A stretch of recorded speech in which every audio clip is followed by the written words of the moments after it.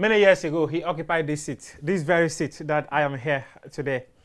Many years ago, he commentated on many of the sporting events you and I became so much fan of. We loved it.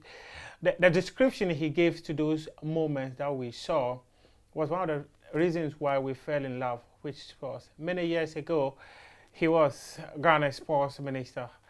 Many years ago, he was a man who many had described as the vibrant, because I recall the tenure he was the Minister of Youth and Sports. The Ghana Football Association always said that they were under fire. They were under fire because the man who was occupying the seat had seen or been through the various moments of leadership of the Ghana Football Association, and in fact, covered moments that involved the Ghana Football Association. So he had a perfect picture into the happenings and the governance of football in this country. Here on Prime Take today, we are speaking to the venerable Nii Lante Vanderpuye, a former broadcaster with the Ghana Broadcasting Corporation. I don't know whether if it is appropriate to say a former sports journalist. Are you a former? Oh, well, I think that I'm still a sports broadcaster and a sports journalist because almost every day in my life, I try to make sure that the profession becomes better. So I call sports presenters and sports journalists like you and others and try and make sure they do the right thing, correct them when possible, and also share ideas with them. In fact, I was reading your tribute to Joe Latte Sr., where you mentioned that he brought his son for you to groom him. Yeah. In fact, you know, I met Joe Latte as a kid. I was then 7 years, class 2. My teacher then, Mrs. Latte, was the wife. Oh, okay. So he used to come and pick our teacher somewhere around 4 o'clock from school all the time. And as soon as he gets off his VW car, we start shouting, "Over to you, Joe Latte, over to you." Then we follow him. Some of us will hold his shirt, some of us will hold his hands and all those things. And I saw him at that time as a mythical person, you know, somebody who could hold the whole nation spellbound with his voice and on radio. Those days we used to use the what we call the Kofi Adaka. You know, the radio transmission boxes. Yes. So we used to gather around the radio set when there's football commentary. So something about 20, 30 boys. Yeah. We gather and we listen to commentary.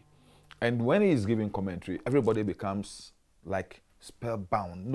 Nobody wants any noise, any distraction. Yeah. Because Joe Latte was giving commentary and you have to listen to him attentively. So it was with much pride. I was growing up, you know, always close Joe. Range. And then one day, when I think I was around 11, and I went to the race course, and it was a Derby day. Okay. And the way he was mentioning the name of the horses, those days, funny, pleasant names of horses, and the way he was mentioning their names and the finesse with which he was giving the commentary, I was just looking at him, admiring him from afar. Then something dawned on me that I want to be like this man. So he actually inspired your journalism journey?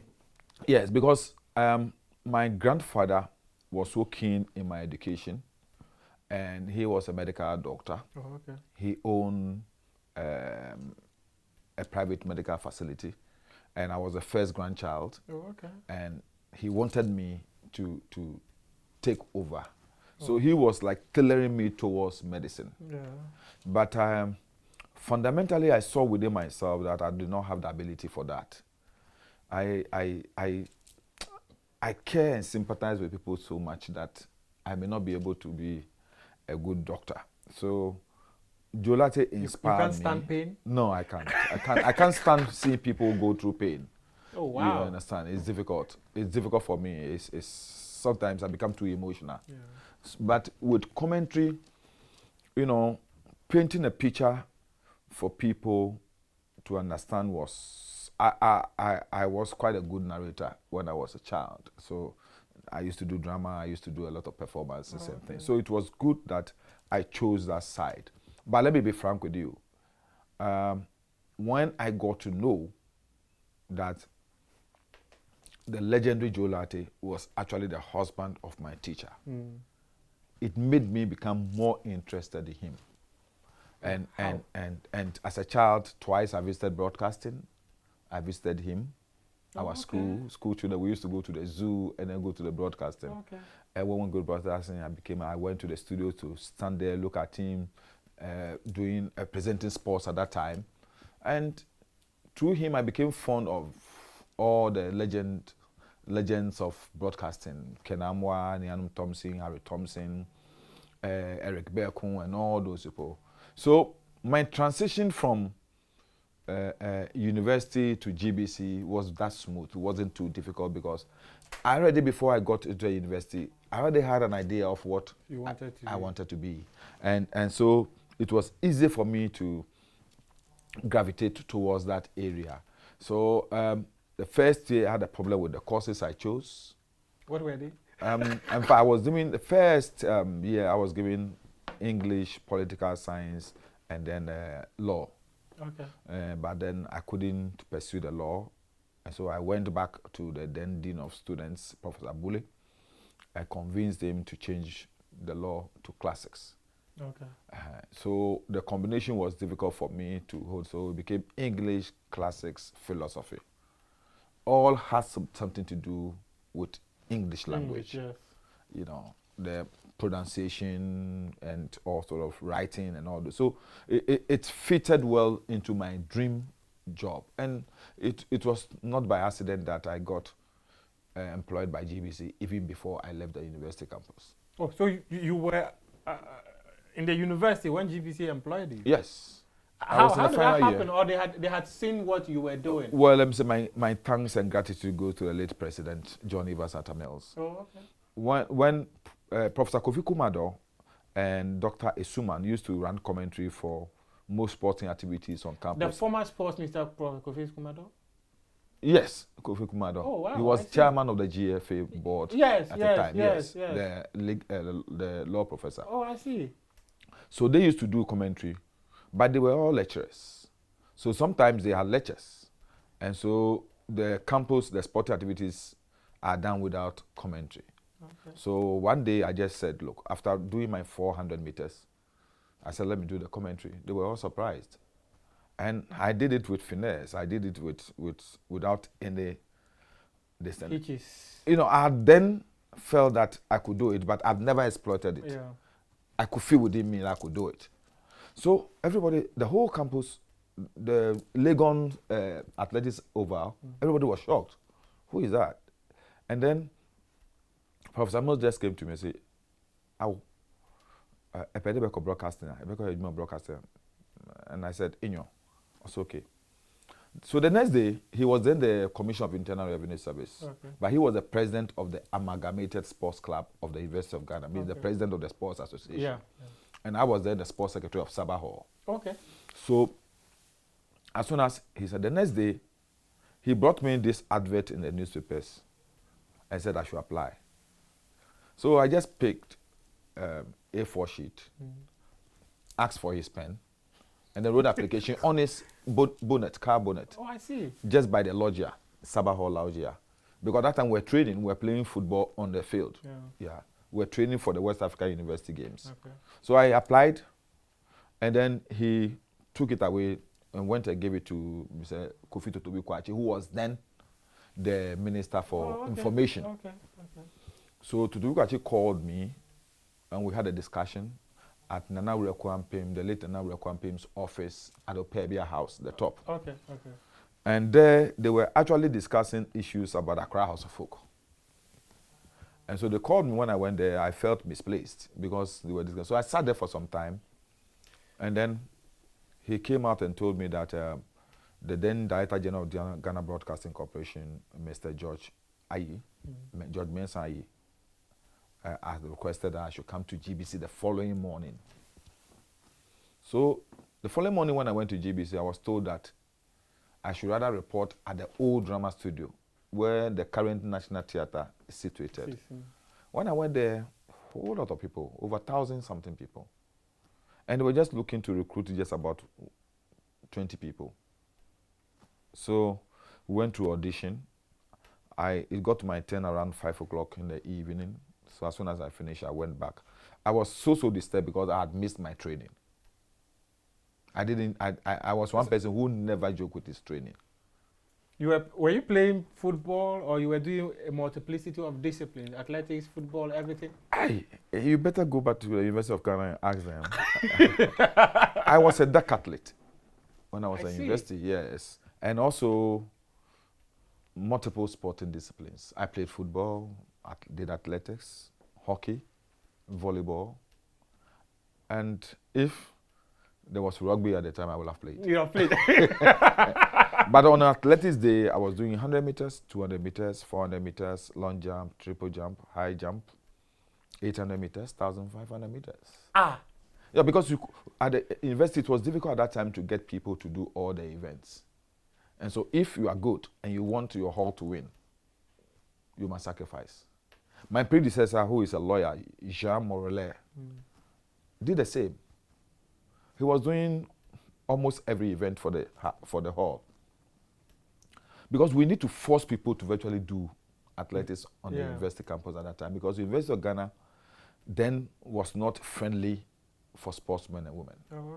There were times when I had to do an event, run to lectures, when I'm in the lecture room, I will be called that the next event I have to leave the lecture room, so come, run, go back.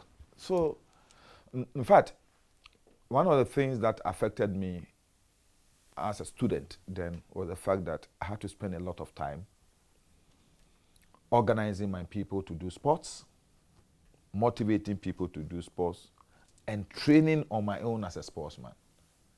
It wasn't easy. Because Sabah Hall, because of the maize hall, you need to get organized both male and female athletes. Some people had talent, but when they got to university, they saw that, look, the sports will affect their academic work. They declined to do sports. Sometimes these people, you have to talk to them, convince them to do sports.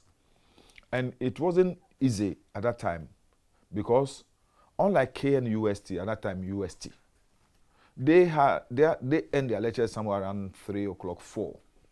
Then so the sportsmen and women can have time to train and do their sports. University of Ghana, lectures were throughout to the evening. So if you want to do sports and you have your lecture somewhere between 3 o'clock and 6 o'clock, you either have to go to your training or go for lectures. You may have to sacrifice one. It wasn't easy. And our lectures were said that sometimes we have very early morning lectures. It means that you have to skip morning training. Morning training sessions. And I handled my training sessions with religious zeal. In the morning by 5:30, I'm off. I have to get all the other sportsmen and women in the hall to be up, get them onto the training field, do our morning training, close training, make sure those who have to get massage and the rest are giving their massage, make sure everybody had their normal breakfast, and then before going for lectures. Hey. Then the kind of things you did, but did you do this all the way up from your O and A level? Did you do? Well, to be frank with you, O level, yes, I did some sports to the extent that I started my sports life as a boxer. So as a boxer? Yes. Well, oh, no, I'm not taking it back. Because of where you're from. I started as a boxer. I was in the same gym with the Clotte brothers, Tender, Hector, Judas. Oh, okay. And then I had to leave Accra to Sunyani to join my father. So when I went to Sunyani, I was in the same gym, the Sunyani Coronation Gym, with the late Kwame Jato, who was then a heavyweight boxer, and Nana Yakoledu. So it was basically about 5 of us in the gym. And the gym was so dilapidated. The facilities were poor. So those days, we do more of stamina work and just punching. Because you didn't have the sort of, let me say, gym where you can do your leg movements and things as I was used to in Accra. So in fact, when I got to Sunyani, I was far better than those who were there. So we had to go through the training. You were more of the approved. Yes, more or less.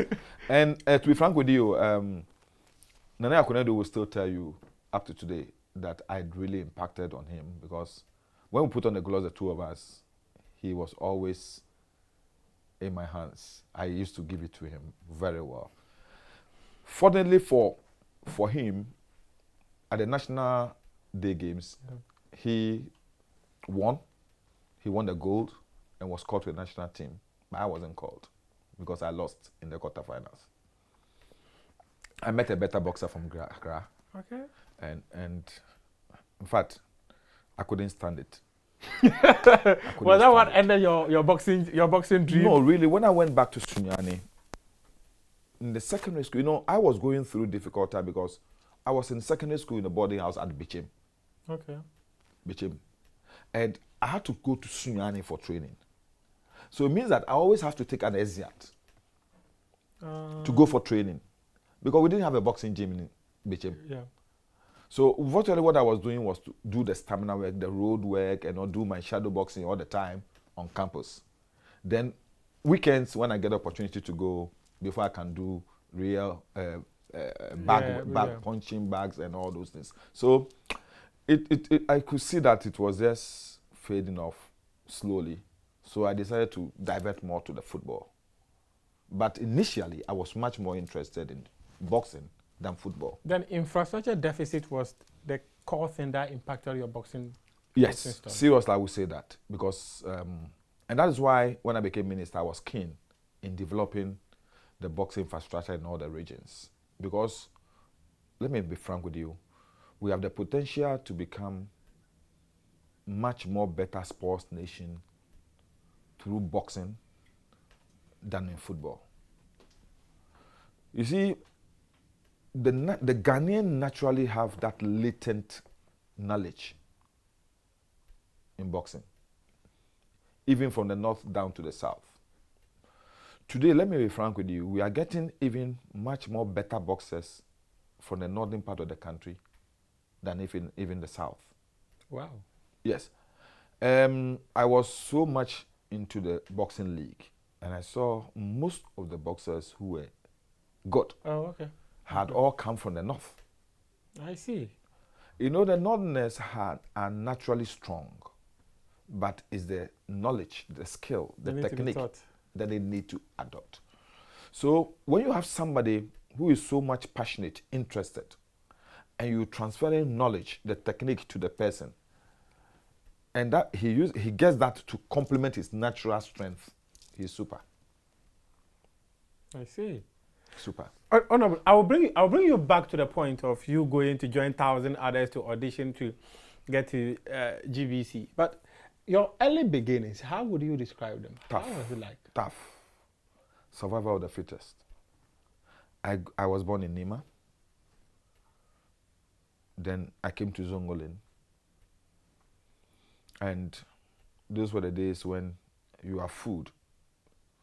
Somebody can just, bully you and take your food away from you. You have a football, somebody can bully you, take it away from you.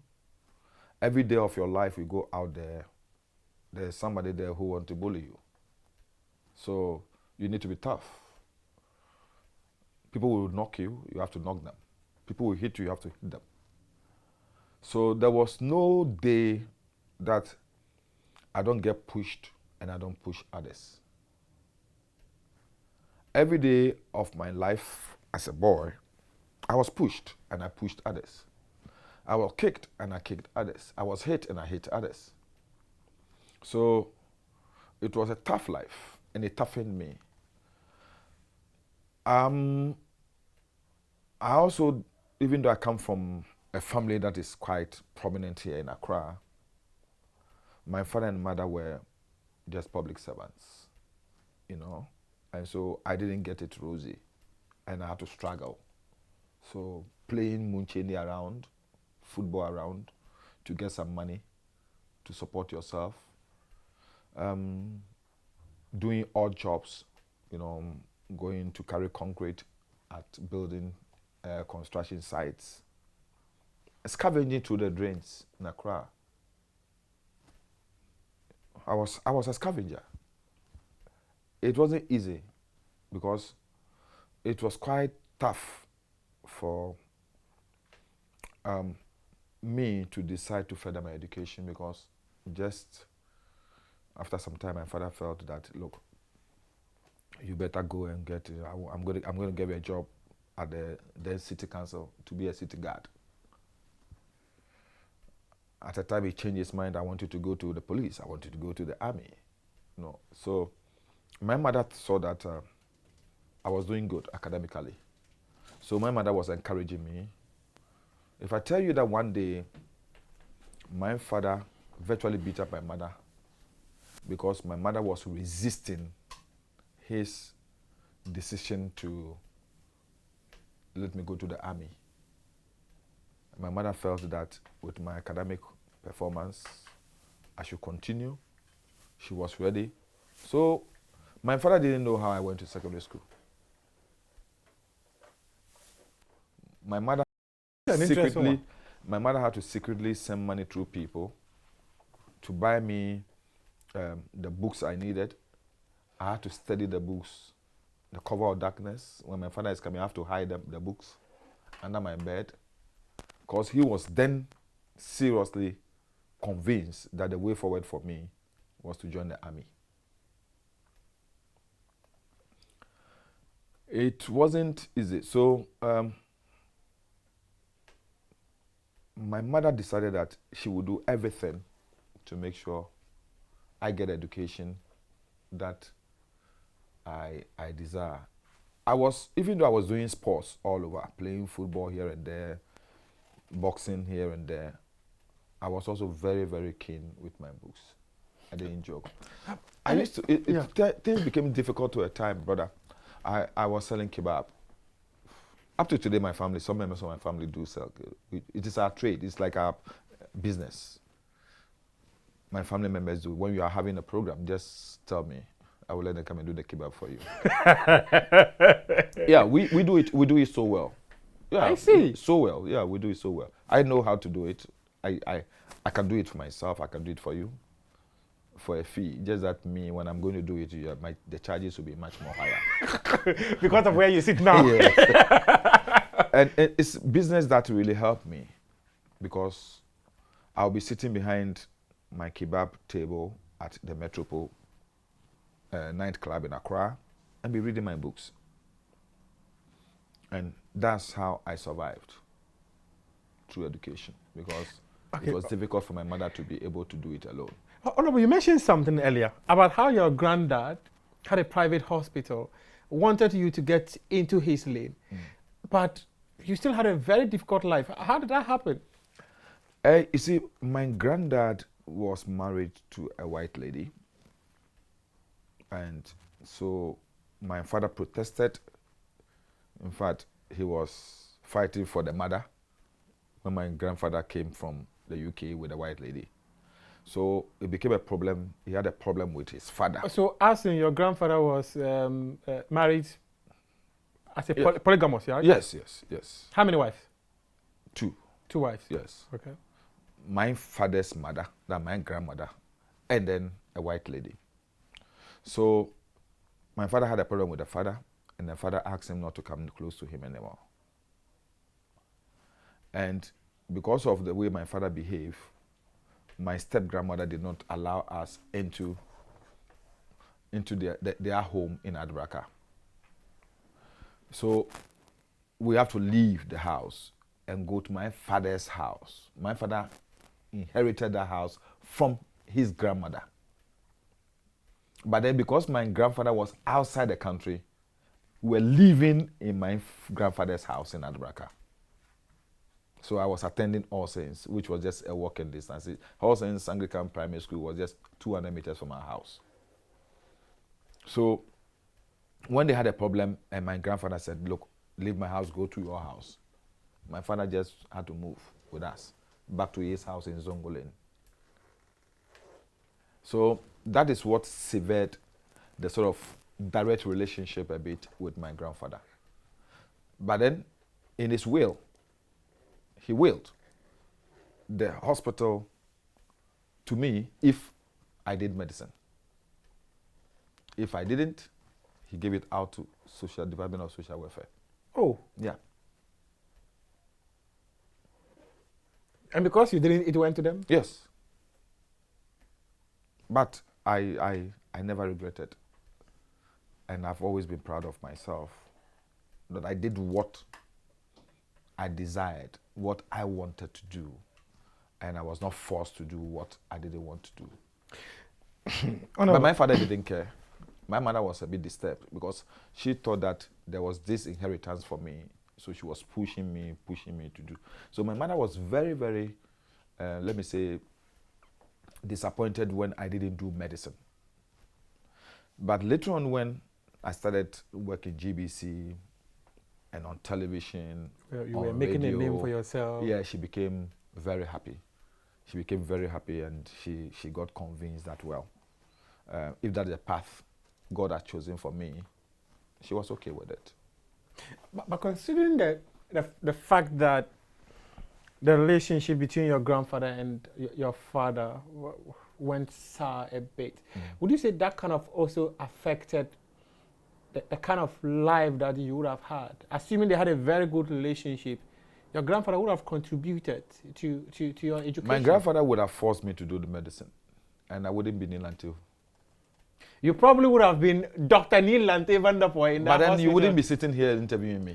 Probably I would also be a health a health reporter. You wouldn't be sitting here interviewing me, and maybe I wouldn't have gotten the opportunity to be a minister of sports in Ghana. You understand? God chooses our paths for us. All that you needed to do is to know the sort of destiny or the sort of path God has chosen for you, and then tap into it. Now let's go back to the audition that you had with hundreds and thousands of others, because you needed only 20 people. You know the funny thing? One of the panelists of that audition just passed. Oh. And I doffed my heart out to him.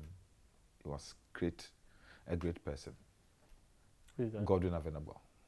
Oh, yeah. Yeah. The grandmaster. The grandmaster.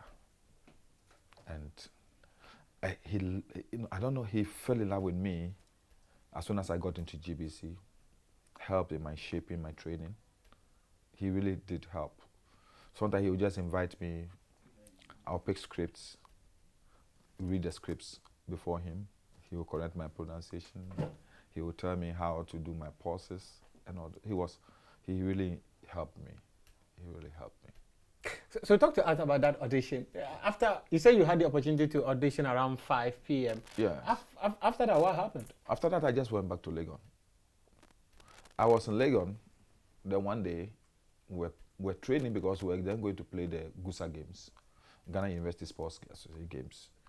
We were hosting at Legon the football. You've always hosted this event. Because I think the other schools were always happy coming to Accra. I remember, was it 2018 or 2019 that they gave one to UPSA to host? I went there to cover it. So we were training. As soon as we finished training, at that time, Coach Sapon, Emmanuel Sapon was our coach. Oh, Professor Shapiro. Mills, yes, Professor Mills intentionally brought him from Accra Academy to come and help us, because before then, we're having the late Samamata FU as our coach, together with Mr. W.K. Agra. But Samamata FU got a contract and he had to leave Ghana. So when he left, Professor Bani took over. And then he was handling us a bit before Shapiro came. And when Shapiro came, his first training, he wanted to change my position. Were you tiny? I've always been who I am, just like you. And I was fast.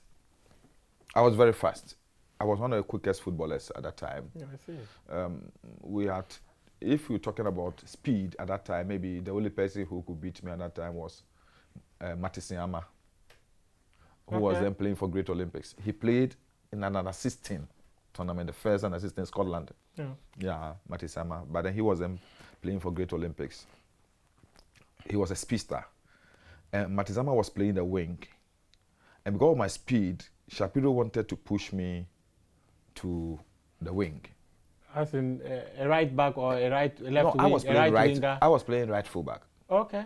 But he wanted me to go to the right wing so that Matizama will play as a striker. Oh, okay. But just around that time, we had a first year student who came and was a wonderful footballer, the late Daniel Batidam, Okay. who became head of the Integrity International. Oh, okay. Yeah, the anti-corruption agent. He was then playing for Upper West Heroes. Oh, okay. When he got admission at Legon. And so when he came, it was good he came. Shapiro was forced to abandon his plan of converting a man to a striker and pushing me to the to the forward. To a position you didn't want. Yeah, so finally we there. So after one training, Shapiro said, Professor Mills wanted to see me. So as soon as I went there, he handed over my appointment letter to me. Oh, really? Yeah. I said, wow. So everybody wanted to see. I said, what? I've gotten a job. I said, so what?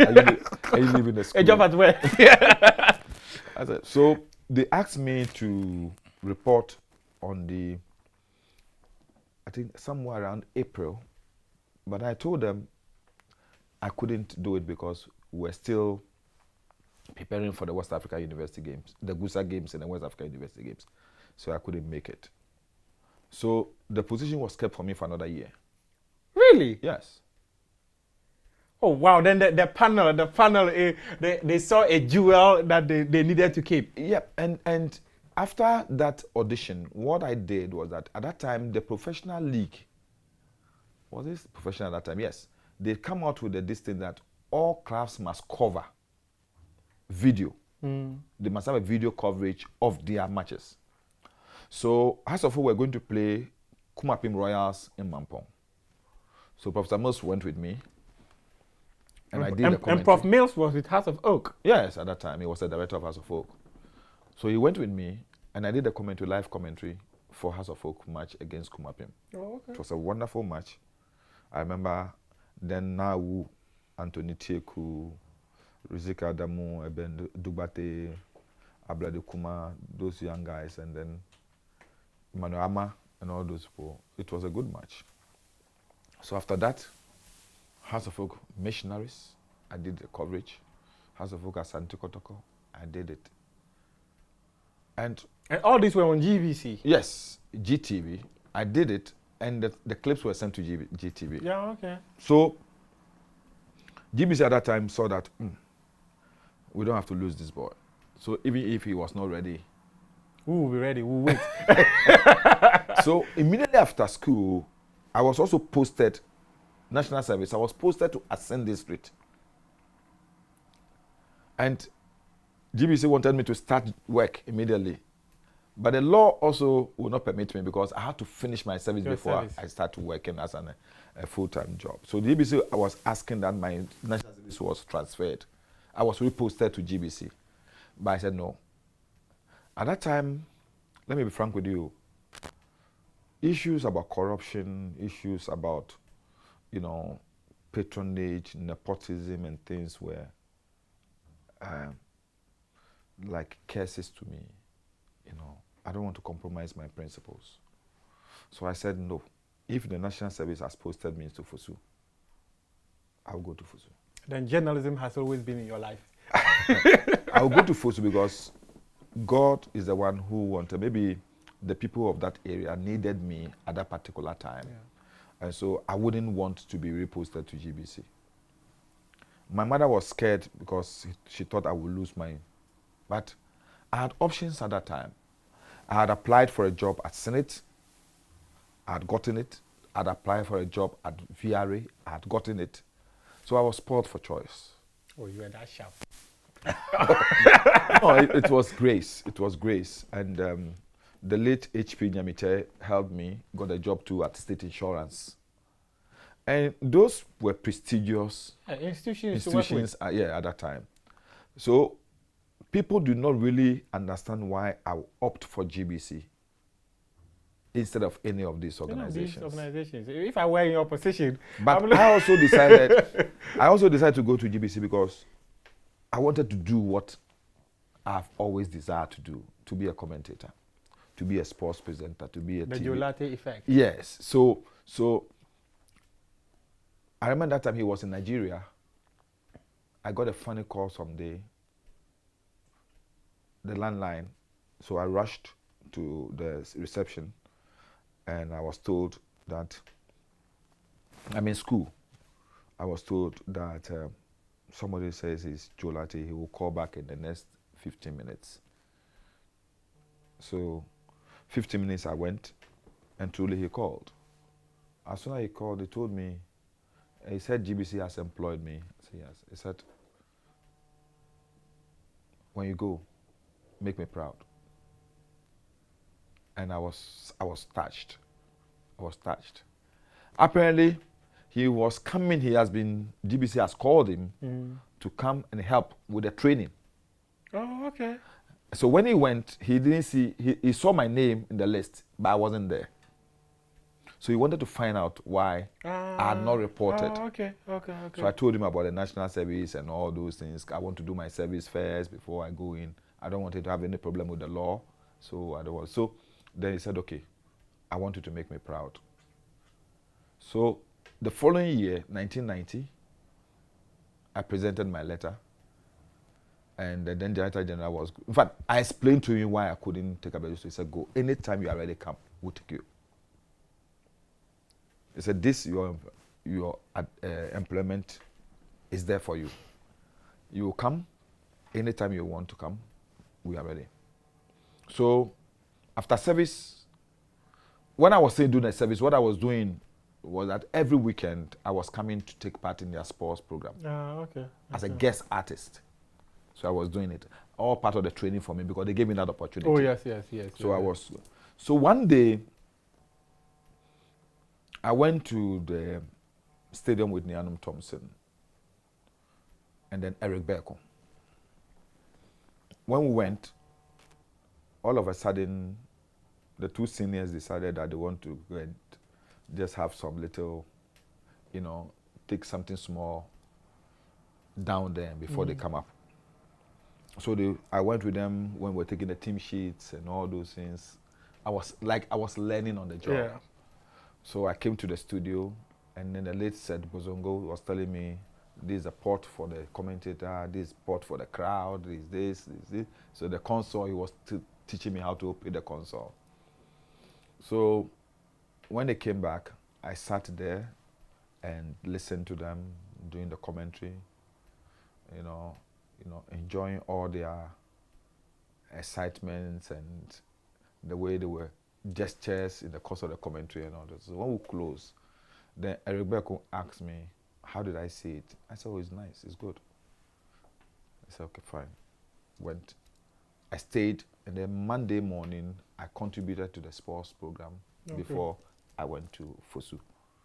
So as soon as my service ended somewhere at the end of August. September, immediately second week September or so, I came to GBC. And they asked me when I will be ready to start the job. I said 1st November. So 1st November, I prepared myself. 1st November, I started the job, 1990. You know what? I started 1st November 1990. I started as a full-time worker at GBC. Almost 2 months later, I was born. So the first day I was received by the then director of radio, Mr. Kwesi Mankwa, and then I went to Director General George Mensai, and then they took me through. It was like a tour. The director of radio himself. Then I was sent to a radio training school the next day. So I went to a radio training school. There was training going on there. I joined them. And then after the training, there was this tussle between radio and television. So at that time, when you are for radio, you are for radio. When you are for TV, you are for TV. So I was asked, where do I want to go, radio or television? I had not at that time thought about TV at all in my life, because it has been radio because of Joe Latte. So I just said radio, and everybody was stunned because they thought that a young man would want to be on prestige, TV. So I want to be on TV. But I felt radio. I enjoyed radio. I used to sleep with radio when I was a child. I sleep by the radio set and sleep. I could listen to radio from morning till the evening. I enjoyed radio. Schools broadcasts, Let's Learn English. Those programs were good, were interesting. Hitherto, those were programs that every child wanted to listen to because they were very educative. Yeah. But these days, it seems the content on even our media platforms have changed. It hasn't, because you don't listen to them anymore.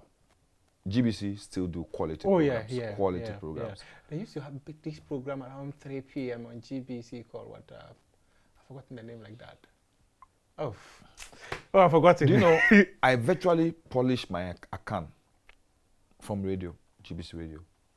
I used to listen to one of the finest account presenters, Akwesi Donko.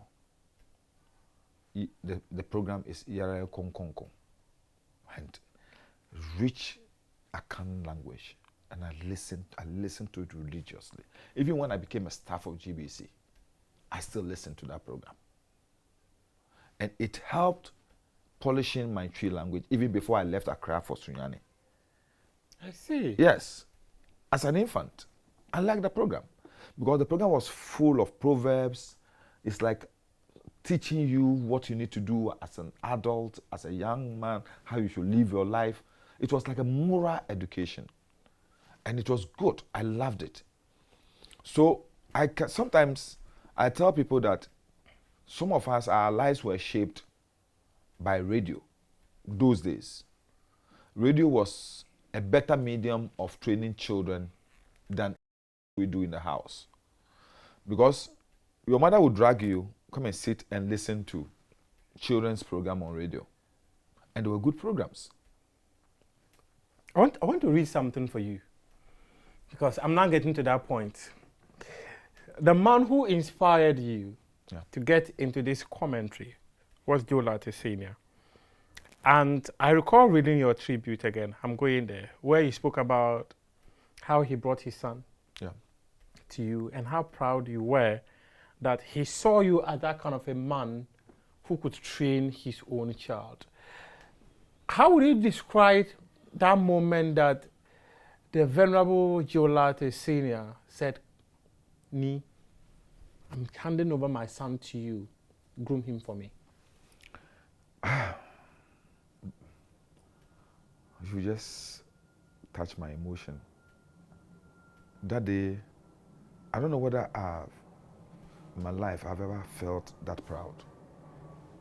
I was touched. I was in the office at that time. That was when Kenamo had passed. Nyanu Thompson was not well. So Nii Notedua had been transferred from the gun department to the late Notedua. Then the late Joe Tete Kofi was in the office with me. So Joe Tete Kofi and myself were the only two staff in the sports department at that time. Our two seniors,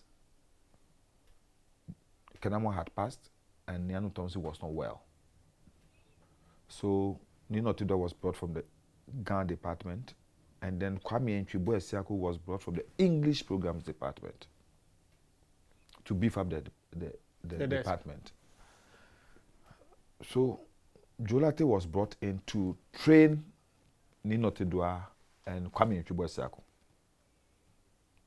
Not to train them to become because they were already doing a sort of commentary. Nii Notedua was doing gun commentary.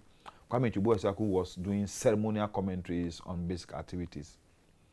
So when he came, then there was this boy, tall, lanky, fair, bespectacled guy following him. I didn't know he was Nii Lante's son. But when he entered, after he has talked to us, said tomorrow, this is the time he will start the training, so he wanted to talk to Nii Lante, and then we told them they were not around. He said we should send message to them that tomorrow he will be in the training school at 9 in the morning, and they should try to be there at 9. Then he asked me to go to the library and get some of his old tapes. He wrote the 6th March 1970 something, and then the visit of President Sekou Toure, and then also Ghana-Liberia match, the Ghana-Liberia match. No, and then there was this match between Ghana and also Uganda, the Cup of Nations 1978. 78, yeah. So he said I should get those tapes for him. So I got those tapes. He was going to the administration block and will come back. So when he came back, as soon as he came back, the late Edward Fachi also came to the office. He's also going to be part of the training. So he came. And he said, hey, Nii, how are you? I said, I'm fine. He said, don't you think it will be good for you people to also join the training? At least don't take it that you know already. You can polish up. So I said, yes, it will be good. So when apparently Joe had gone to the administration block because the son had then been given appointment. Okay. So he brought him back to my office and said, Nii, this is my son. This is your junior brother. So I looked at him. I said, I want you to train him the way I trained you. I looked. I wasn't sure whether he was talking to you. He was talking to me because me, do I look that qualified to train the son of Nii Lante? Because as at that time, when I have very, very difficult assignments, I call him and ask for his advice. So that when I finish commentary, he will call me and say, when you got to this level, you should have, your voice should have come down. You should have done this. So he was still training me. So for me to be given that audacity to train his son was a privilege I never fathomed. I never thought I would have that opportunity. So I look at his son, this nice boy, and so I said, I call him Da. Da. No, oh yeah, sure. Da, are you sure? I said, yes, I'm sure you can do it. I said, so he's just been employed, and I've asked that he's transferred to your. In fact, they have employed him to go to the English language department, programs department, but he has asked that he should be sent to our department, the outside broadcasting and sports department. So he left. So George, we gave him a seat. He sat down, and I asked him, "Are you Nii Lante's son?" I said, "Yes." Who is your mother? Because I wanted to be sure. Yes. He is the son of my teacher. Your teacher. Then he mentioned his mother. And I saw that, oh, he wasn't Mrs. Lante's son. Yeah. I said, okay. So I started to find out a little bit more about him. I got to know where he was staying and all that. So I said, fine. And then tomorrow we shall meet. When I was saying that to him, I was thinking about how am I going to start this training? How am I going to do it? I didn't know how to do it. Should I take him to a training school? Or what should I do? I was confused. So the next morning, Joe Tedekofi asked me, how are you going to handle this boy? I said, well, the best thing he has to do is to follow us when we are going to do the assignment. So that day, in the afternoon, I had a sports program on GBC2. Asked me to follow me, add my scripts.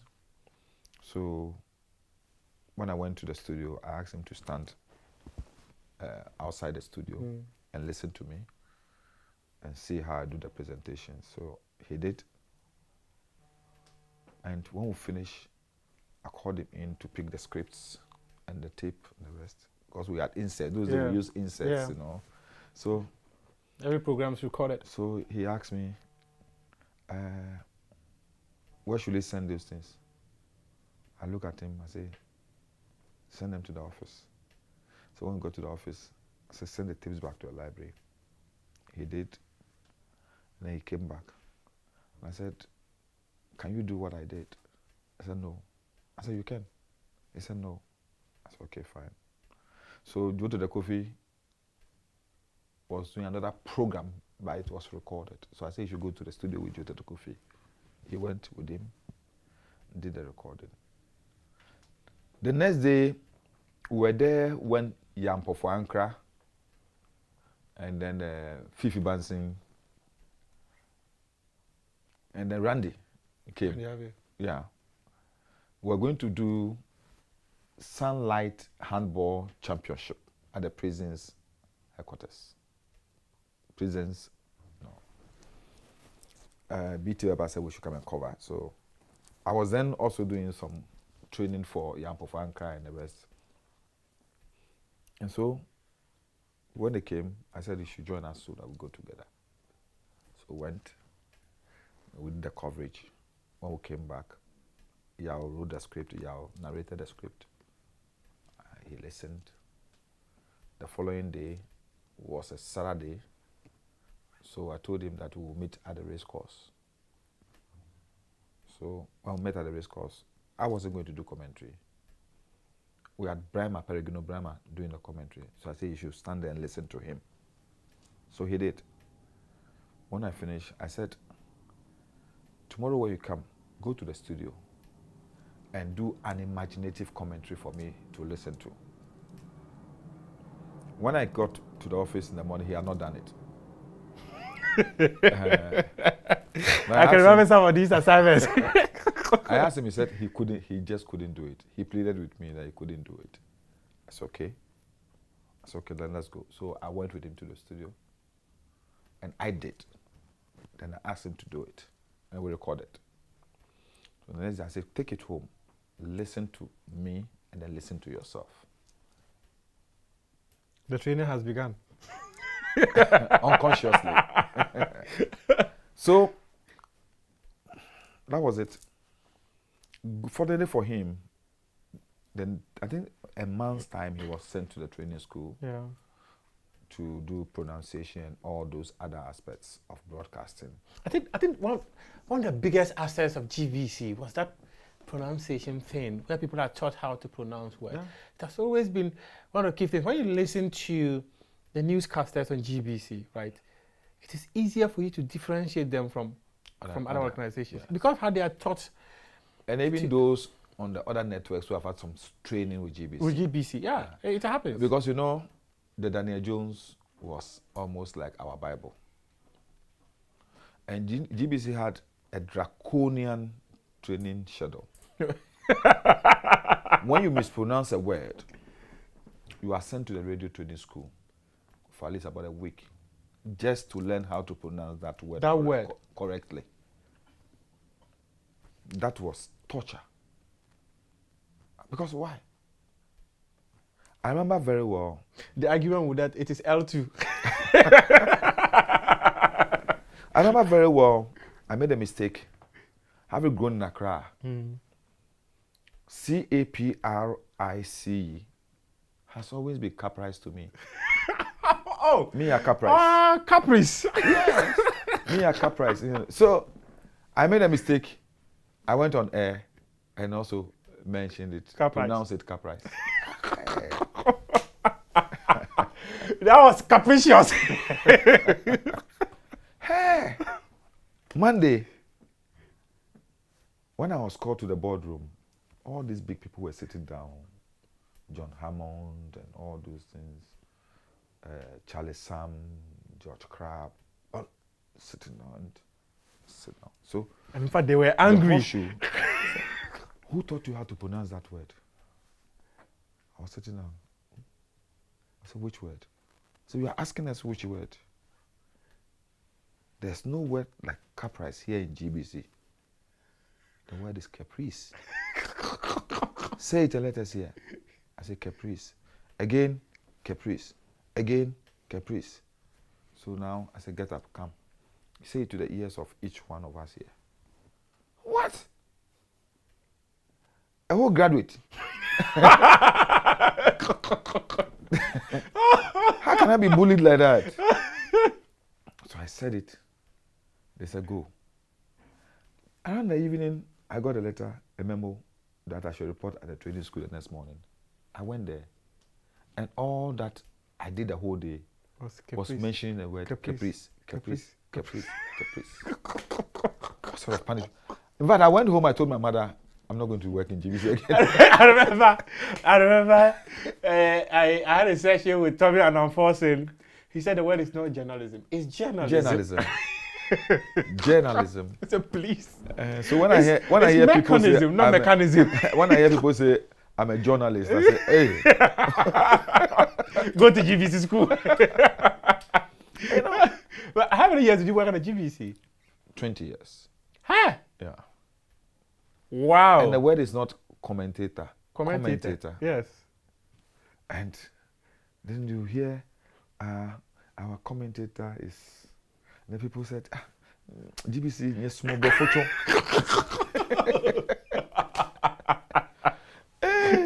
And I must confess that Tom and Forsen really had a great impact in my choice of pronunciation of words. My best was Samibwa. Wow. Wow, Samibwa. Hey. And John Hammond. The two of them.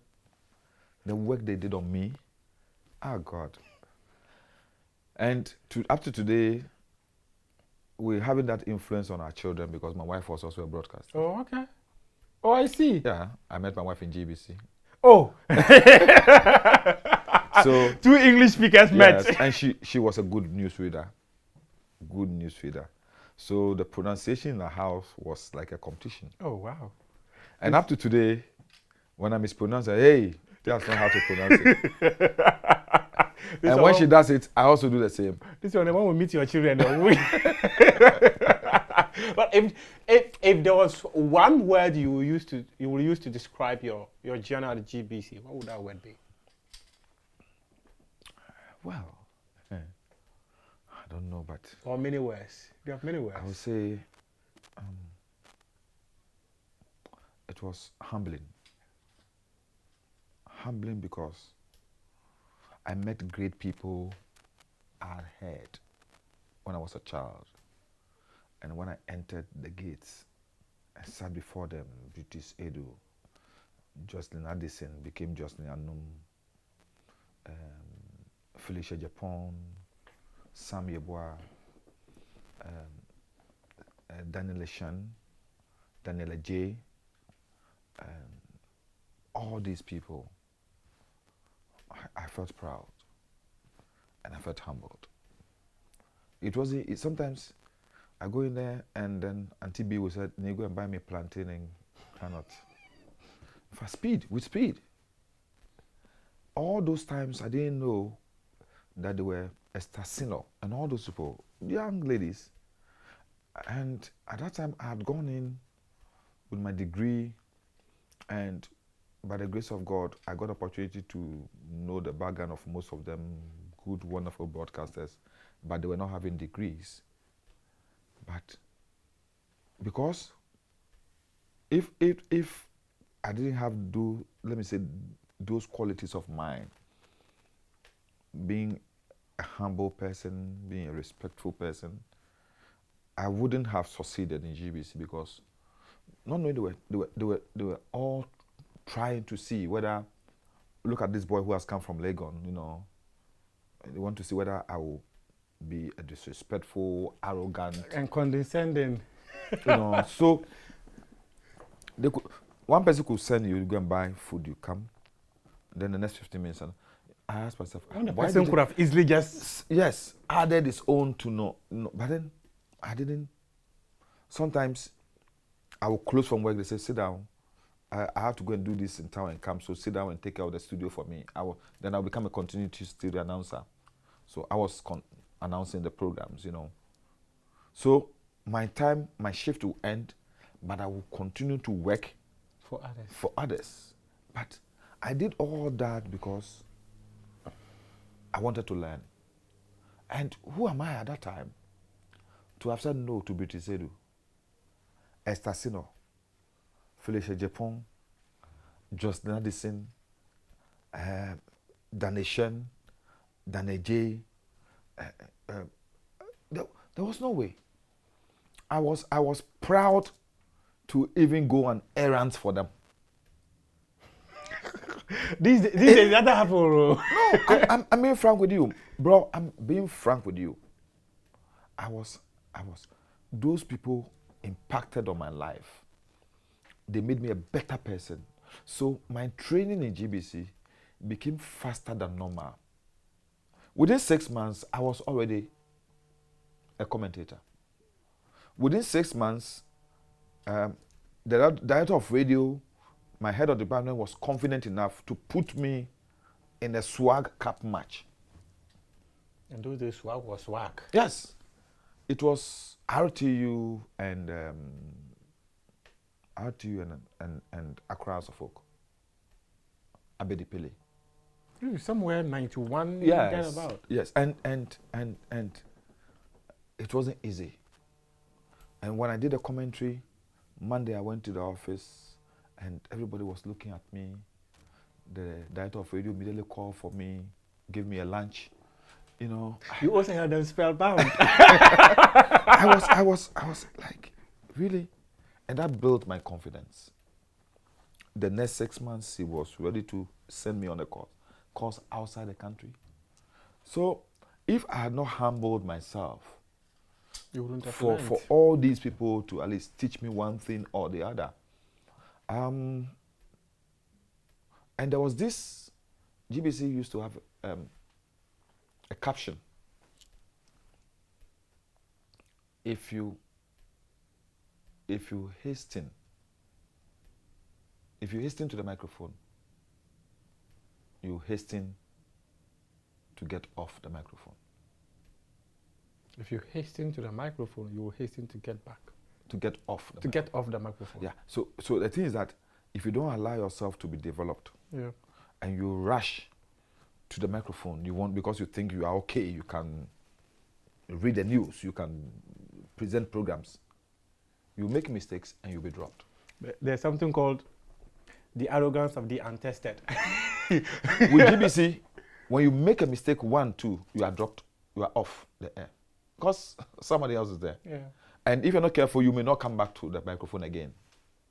You'll be taken off the microphone. So that was a caution. There was also a basic principle in GBC that you should be ready for any. So when I got to GBC, even though I was with Program Operations Department, I was moved to Outside Broadcasting Exports. I was still visiting Program Operations Department. I was still learning how to read the news, to do presentations, to do programs, and all those things. Because one experience I had, I was then the studio manager and on the external service. I forgot the name of the lady at that time. She was supposed to read the news and she came to the studio and all of a sudden she went off. And I had played the sick tune, the news sick tune. The news must go. Immediately I rushed in, read the news to cover up. Because it was almost a crime to, on the hour, to have that the news is supposed to come on and then it will be blank. Oh, you can't have dead air. GBC at that time, people would take it that there's a coup d'etat. Yeah.